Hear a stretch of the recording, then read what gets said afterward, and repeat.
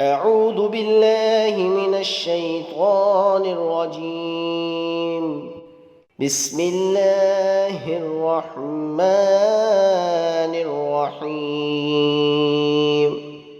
والعاديات ضبحا فالموريات قدحا فالمغيرات صبحا فأثرن به نقعا فوسطن به جمعا إن الإنسان لربه لكنود وإنه على ذلك لشهيد وإنه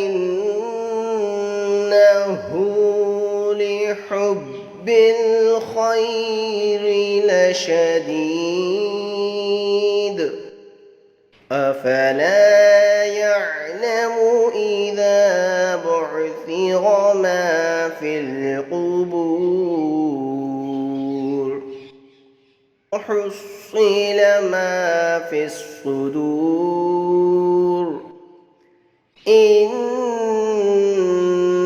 ربهم بهم يومئذ لخبير। उन घोड़ों की कसम जो हाँफते हुए दौड़ते हैं, फिर पत्थर पर टाप मारकर आग झाड़ते हैं, फिर सुबह के वक्त धावा करते हैं, फिर उस वक्त गुबार उड़ाते हैं, फिर उस वक्त दुश्मनों की जमात में जा घुसते हैं। बेशक इंसान अपने रब का बड़ा नाशुक्रा है और बेशक वो इस बात पर खुद शाहिद है और बेशक वो माल की मोहब्बत में बड़ा सख्त है।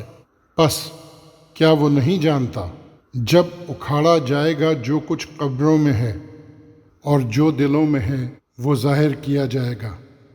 बेशक उनका रब उनसे इस दिन खूब खबरदार होगा। I call to witness the chargers, snorting, rushing to battle before the others, then those striking sparks of fire, then those charging in the morning, raising clouds of dust, penetrating deep into the armies. That man is ungrateful to his Lord, and is himself witness to it, and is intractable in his love of worldly goods. Does he not know when the contents of the graves are laid bare, and the secrets of the hearts exposed? Surely their Lord will be aware of their deeds. अगर आपने अब तक हमारा channel subscribe नहीं किया है तो सब्सक्राइब के बटन को क्लिक कीजिए ताकि आइंदा आने वाली वीडियोस आपसे मिस ना हो। If you haven't subscribed to our channel as yet, kindly press the subscription button so you don't miss any upcoming videos.